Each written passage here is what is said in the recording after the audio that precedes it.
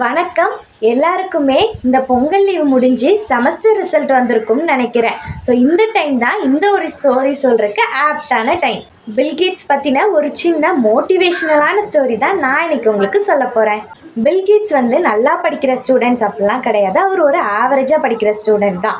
ஆனால் அவர் நிறைய சப்ஜெக்டில் ஃபெயில் ஆகிடுறாரு. பட் அவர் ஃப்ரெண்டு இருக்கார்ல, அவர் சூப்பராக படிப்பாராம். அவர் எல்லா சப்ஜெக்ட்லேயுமே ஸ்கூல் டேஸில் பாஸ் ஆகிடுவாராம். இப்போது பில்கேட்ஸோட ஃப்ரெண்டு இருக்கிறார்ல, அவர் இன்ஜினியராக மைக்ரோசாஃப்ட் கம்பெனியில் ஒர்க் பண்ணிக்கிட்டு இருக்கிறாரு. ஆனால் நிறைய சப்ஜெக்டில் ஃபெயிலான பில்கேட்ஸ் என்ன பண்ணிக்கிட்டு இருக்காரு? அவர் தான் மைக்ரோசாஃப்ட் ஓனராகவே இருக்கிறாரு. பில்கேட்ஸ் தான் மைக்ரோசாஃப்ட் கம்பெனியோட ஓனர் அண்ட் ஃபவுண்டர்.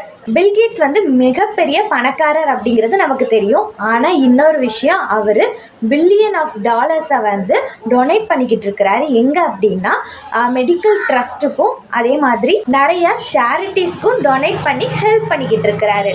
இப்போ இருக்கிற சுச்சுவேஷனில் மார்க் அப்படிங்கிறது ஒன்று ரொம்ப ரொம்ப இம்பார்ட்டன்ட் தான். ஆனால் மார்க் மட்டுமே இம்பார்ட்டன்ட் அப்படிங்கிறது கிடையாது. நமக்கு எது வருதோ, அதே மாதிரி நமக்கு எது பிடிச்சிருக்கோ அதை இன்னும் கற்றுக்கிட்டு இம்ப்ரூவ் பண்ணி அந்த ஜாப்ல நம்ம ஷைன் ஆகலாம். ஸோ இந்த மாதிரியான மோட்டிவேஷ்னல் ஸ்டோரி கேட்குறதுக்கு நம்ம சேனலை சப்ஸ்கிரைப் பண்ணி சப்போர்ட் பண்ணுங்கள். நன்றி, வணக்கம்.